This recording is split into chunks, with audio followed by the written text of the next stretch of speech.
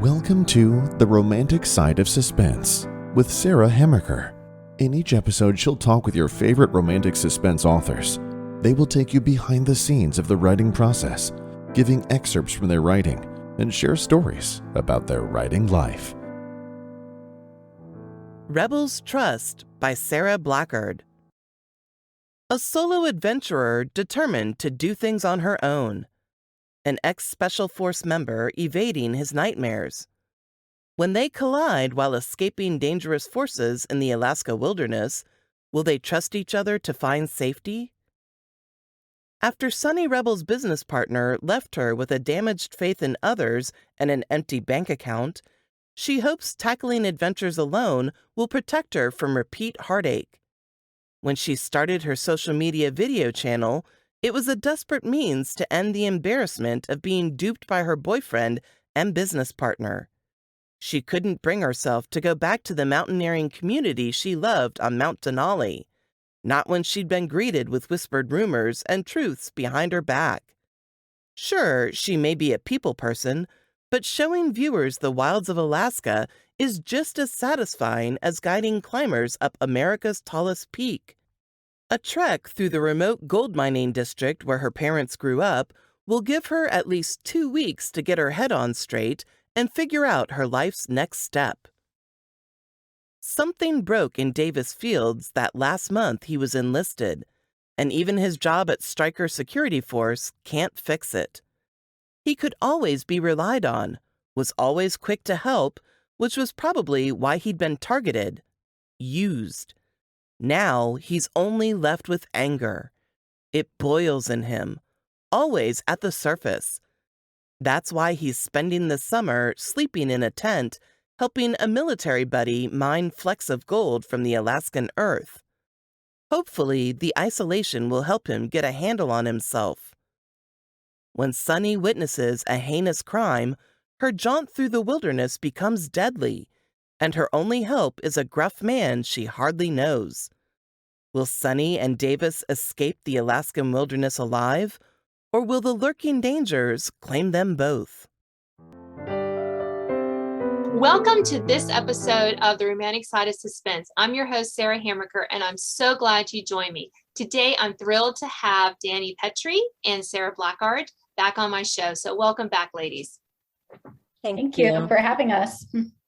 So I know a lot has happened since the last time you were on the show, but we're all still writing romantic suspense. So yay, still doing that. So why don't we just talk a little bit about your new books or most recent books. So Dani, you can go first. Tell us a little bit about The Deadly Shallows. Sure. So The Deadly Shallows is the third book in my Coastal Guardian series. It can be read as a standalone, but it's always great to read the whole series. It focuses on the Coast Guard Investigative Service, the men and women who work on the team, and those they fall in love with. Okay, great. And Sara, tell us about A Rebel's Trust. Yeah, so A Rebel's Trust is the fourth book in my Alaskan Rebels series that follows a family called the Rebels. And it is a really high action romantic suspense set in the Alaskan Gold Country, just north of where I live. And so it's pretty fun. Yeah, and I noticed that, and I think both of you kind of have themes. It's a little bit similar with the high octane, the little themes. And I mean, yours, Sara, are set in Alaska, and Dani's, yours are set, is it the coast of one of the Carolinas? Yeah, so each series has been kind of a coastal focus. My first one was set in Alaska, second was in Baltimore area, and this one's in Wilmington, North Carolina. Okay. Right. So you have that kind of, I think, a similar theme with your book. So how do you kind of come up with your settings then? I mean, obviously Alaska is kind of cool because you live there, but how did you don't have to write about Alaska. So Sara, why don't you go first? Talk about how you pick kind of where your stories are set. Yeah. So I like to write well, I picked Alaska because I love it up here. And there's a lot of adventure that happens just out my front door. My kids hop on four-wheelers and drive a couple miles to go bear hunting. So for me, this is just like a natural setting for the adventures that I want to take. And I also like writing from an Alaskan point of view. I feel like I have, the whole what's that phrase, write what you know. Well, I know Alaska. And so it makes it I don't know, I'm hoping authentic. So right. And Dani, let's talk about how you pick because yours, I mean, it sounds like your most recent series, it's not in one location. Right. Yeah. It's kind of spread out through North Carolina, from the Outer Banks all the way down to Wilmington. And we actually vacation in the Outer Banks a lot and in Topsail Island, and we spend time down in Wilmington and Wrightsville Beach. And I just think the area is so beautiful. And did a little research with the Coast Guard station down there and spent time in the town and just thought it would be a really nice location for a series. Yeah, I guess so, because you're on book 3, right? Yeah. So what kind of challenges do you find with the setting? What kind of things that maybe surprised you when you started to write the book about, oh, well, maybe I thought I knew this well, or maybe I didn't. So we'll start with Dani. Kind of what kind of things that maybe cropped up to surprise you as you wrote those? Right. So I would say there's always more to learn.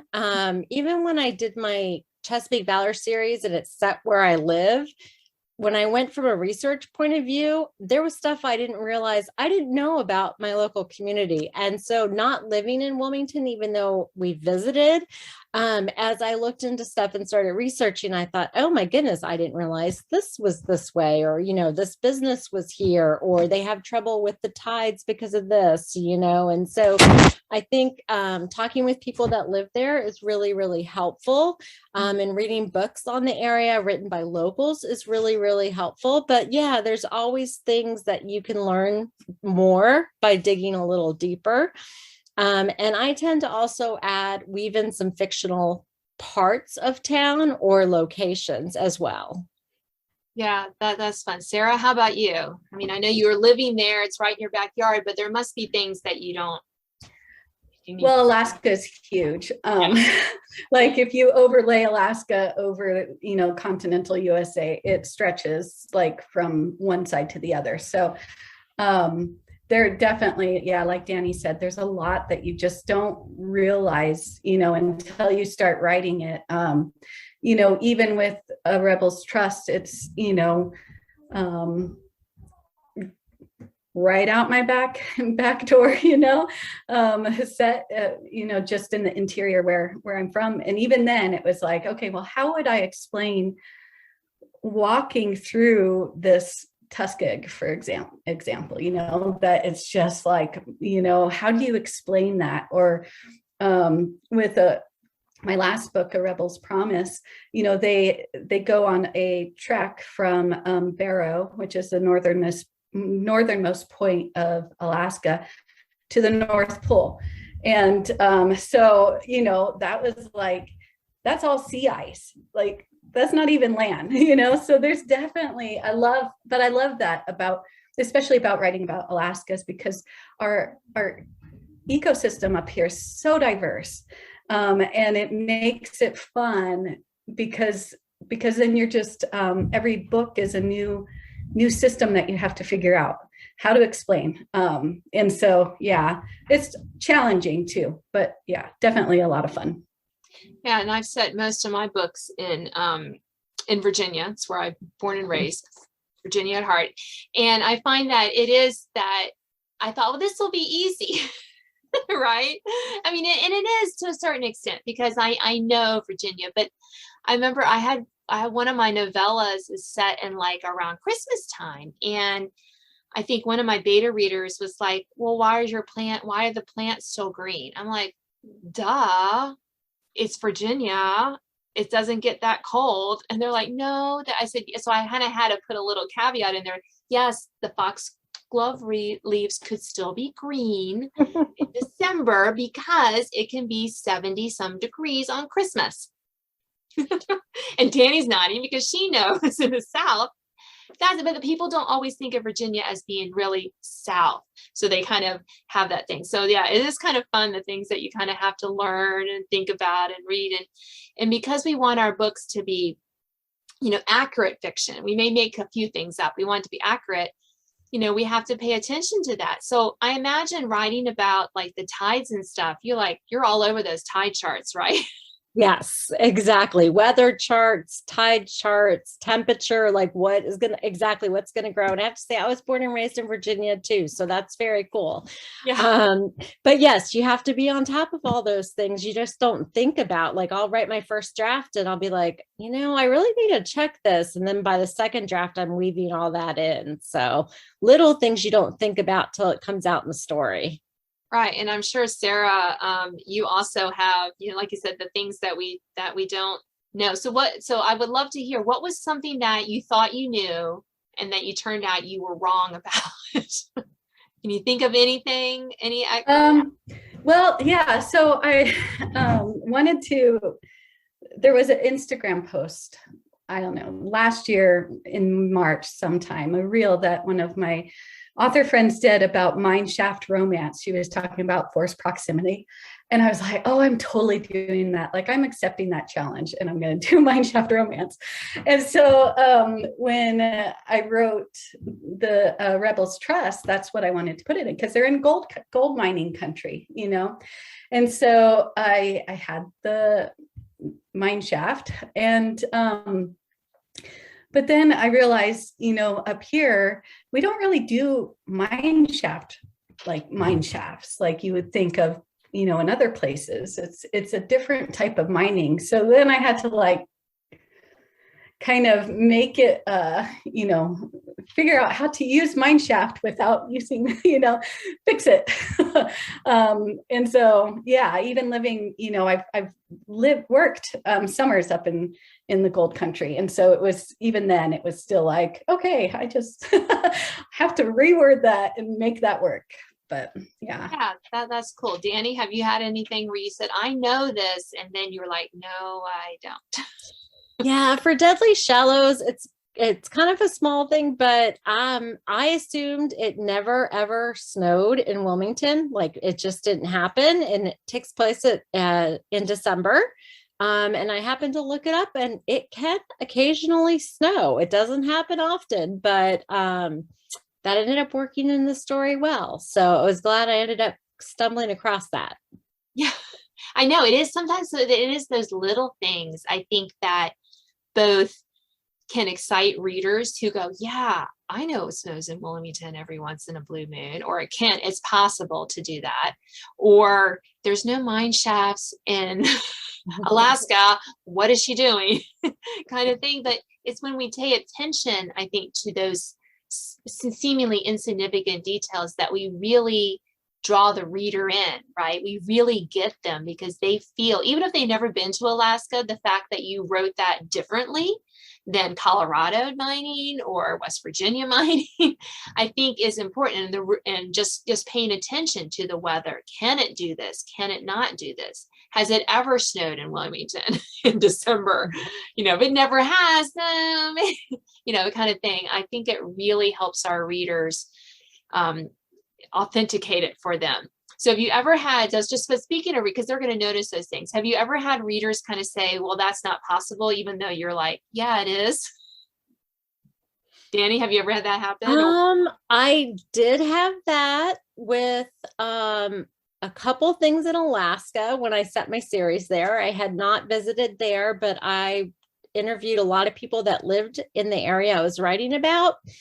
And there were just a few small things, but weather, like somebody told me it never gets above a certain temperature. I'm talking about temperatures a lot. I'm not really sure why, but, and I had set mine on a fictional island, but it had actually gotten above that temperature, not the norm again, but it had happened. But I think that was, and even in Baltimore, sometimes I would get stuff like that. That restaurant doesn't exist. I'm like, well, I kind of ate there last week. So, but people do, like, but when they had been up there, it hadn't existed. It was a new restaurant. And so you do get that.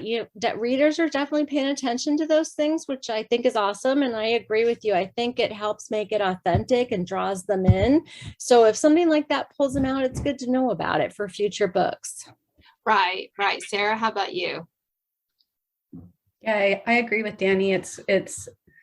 It's important, to listen to the readers and see, what they have to say and double check what you've put in your books and whatnot. But it wasn't really a reader's. It was kind of funny in my first Rebel book.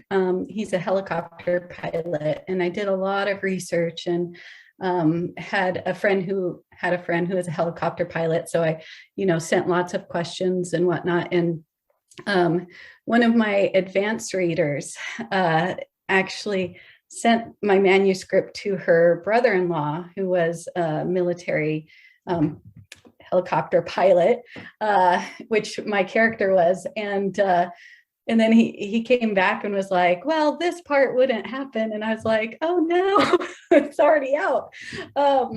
But when I went back and did some more research and it could have happened the way that I wrote it. So, but it was good that he, it was amazing that my ARC reader sent it to him in the first place, because she, knows how important being authentic is to me. But at the same time, it was, and it was great that he said everything that he said. But then I was like, okay, I can keep it. There's enough, truth in what I wrote that it could happen the way that I wrote it. So, but I was sweating for a minute. Right. And I think I think you kind of touched on something, Sarah. I think that that we as writers need to keep in mind that, the readers are going to have a different experience with the book than we do. And I had a recent experience with a reviewer someone who was reviewing my book, and she was like, well, I found, she wanted to send me her notes on the book, and she was like upset that her review was only 3-star out of 5-star. And I was like, I'm of the opinion that it's your opinion. You can write, I'm fine with a 2 1-star review. I really am, because I would rather people be honest than not. So it was just interesting. It just reminded me, she's reading it from a different perspective, and that's okay. So how do you balance those kind of sometimes negative, feedback that we get that maybe we don't really ask for? So Sarah, do you want to tackle that first? Yeah, I just had a similar experience with my romantic comedy. I write romantic comedy too, and I have one that's coming out this next month, and I had an email from one of my ARC readers that has been with me since the beginning. And she was just like, I can't give a review of this one. I don't want to. I won't give a review of this one because it just wasn't, I didn't like it, because it was a fake romance, and she doesn't like that. And but for me, it was heart-wrenching because like I'm such a empathetic person, like I connect with my readers really on a personal level, and I want them to be happy with what I write. But then it made me, I had to remember that, yeah, not everybody, I don't like every book of my favorite authors. There's some books that I can't finish, and I'm like, this one missed it for me. And that's, we're going to have readers that do the same. And that's writing. That's how opinions work. So I try not to get too worked up on those things. And because I really feel like I write the stories that God lays on my heart. And so if I were to change them to make a certain person happy, then that wouldn't be the story that I was meant to write. So. Yeah, no, I totally that. I mean, I kind of responded to this person. I was like, well, I really appreciate it. You can certainly post whatever review you want, and thank you, but I have enough critique partners I've been with and readers on my book. And I appreciated it because she took the time to write me a lengthy email and explain. So, you want to try to be gracious, but again, I don't need too many cooks in my manuscript or things will get too muddled. So Dani, how's your experience with either negative reviews or? Sure. Well, this is hopefully doesn't sound bad, but I don't read my reviews unless somebody shares them with me. So every reader that shares a review or emails or tags me, I'm absolutely read those reviews. But I kind of decided early on, I'm not going to read all my Amazon reviews or because I agree with Sara, that I write the story God lays on my heart. And I agree with you that everybody's going to come from a different perspective. And so my husband will look through them and he'll share good ones here and there. However, I have gotten emails from readers, like you were saying, who didn't enjoy a book or didn't like a particular aspect. And I appreciate that. And I agree they're coming from a different perspective. And I also agree with Sara that not everybody's going to like every book. And so trying to take that with a grain of salt, I think is what's important. If they point out something in particular, something with the suspense or the characterization or something that I might, need to or want to consider and look at for a future book, I definitely appreciate them taking the time to show me things. But yes, I think you have to take that with a grain of salt and trust the book God laid on your heart. Yeah, and I think that that's such an important, as both of you said, that's such an important thing as a writer is sometimes we can be too focused on, oh, this person didn't like it. Well, why didn't they like it? I want to fix it. And that can be, sometimes a little people pleasing and a little too worried about, whatever status we have as authors. I'm not really sure there's is that, but I think that it is so important to focus on the writing that God has given us and the calling that we have. And sometimes that calling will reach thousands of readers and sometimes it'll be a little narrower. And as I've kind of struggled with in my own writing career, the fact that this is my writing journey and I don't want Dani's and I don't want the other Sarah's, I want my writing journey because that's where God has placed me. And that can be such a hard thing, I think, for a writer to kind of wrestle with, because don't we look at everyone else and we're like, but she and he and kind of thing. So how do you keep yourself grounded? So we have a few more minutes left. So I would love to hear, how do you keep yourself grounded in that calling that God has given you, when you can just see all this everyone else's success or awards or fill in the blank? Dani, why don't you tackle that first? Sure. That's a great question. I think it's something we all struggle with from time to time. I think a few things that keep me grounded are reminding myself that I'm writing for God and this is where He's placed me. I have certain Bible verses that really speak to me on that. Him giving us the work of our hands and, even when He's telling Peter not to worry about what John's doing or what's going to happen with him. And I think that can be really helpful.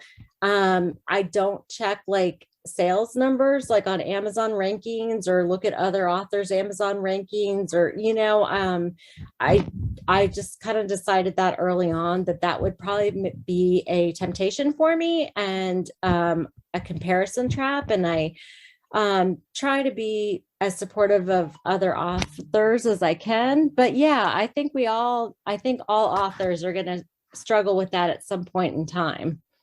Yeah. And Sara, how do you handle that? What keeps you grounded in your personal writing? Right. Yeah, no, I agree with Dani that just not getting going and refreshing and looking, is the rank higher? Is the rank higher? Is the rank higher? I have steadfast taped to my computer screen because I have a goal and I have a path that I decided at the very beginning of my publishing career that I wanted to take. And so I need to be steadfast in that and not get easily like turned away with all the things, because in the author business, there are a lot of things that can get you turned to the side. And in some ways it can be addicting, because you want, if you're doing social media, you want your post that you just did to rank high or to get more views, or, you want to have so many pre-orders or, whatever. But for me, it's just sticking to that long-term goal and really focusing on that and looking at it for me, because I self-publish, I look at it as a business. It's not, for me, it's not my book babies. It's not, anything that's precious. It means to an end. And so I love my books. As I'm writing them, I'm really into them. I get very, very attached to my characters, but the actual product isn't something that I try and put a lot of weight on, because the more books that I can write, the more joy I'm bringing to readers. And if I'm always worried about how well the last ones are doing, then it just divides my attention. So I just try and stay focused and on the goal. So. Yeah. And I think along with that, and I think both of you kind of said this in slightly different ways, it's just kind of being that service to our readers, obviously number one, service to God for giving us these words and these gifts to share. And then also just, serving our readers as best we can. They're not always going to love, the broccoli we give them and everything, but they're going to, we hope that we bring them joy and that we, they have a because we're Christian romantic suspense writers, that they have some sort of encouragement in their faith, or thinking about something different about God's aspect because of our characters and that sort of thing. So I think about that a lot. How can I serve my readers with this blog, with this Facebook post, less so than what they can serve me, but more to serve them, I think is kind of the theme that both of you were saying. So thank you for sharing that. I hope that we encouraging to our writer listeners and our reader listeners as well. So, but we are out of time tonight, but thank you both so much for being on my show. Thank you, Dani. Thank you for having me. It was great. And Sara, thanks for coming back again. Yeah, thank you. This was fun. You have been listening to The Romantic Side of Suspense. I'm your host, Sara Hammerger, and I've been talking with Dani Pettrey and Sara Blackard, and you can see more about them in the bios and links with this podcast, and also hear a little bit more about their latest books with this podcast as well. The Deadly Shallows by Dani Pettrey. CGIS agent Noah Rowley is rocked to the core when he learns of a mass shooting raging on his Coast Guard base. He and his team stop the attack, but not before numerous innocent lives are lost. Furious and grief-stricken, he determines to do whatever is needed to bring the mastermind behind the attack to justice. Coast Guard flight medic Brooke Kessler evacuates the scene of the shooting in a helicopter carrying the only surviving gunman. Gravely wounded, the man whispers mysterious information to Brooke, information that paints a target on her back. As Brooke and Noah race to uncover answers, emotions between them ignite. Noah struggles to protect her and to contain the secret that prevents him from becoming what he longs to be, the right man for her. Urgency rises in the face of a horrifying truth. The mass shooting wasn't the villain's endgame. It's only the beginning. Thanks for listening to The Romantic Side of Suspense with Sara Hammaker. If you enjoyed this episode, please leave a review. You can sign up to receive notifications of upcoming podcasts and listen to previous editions at sarahhammakerfiction.com.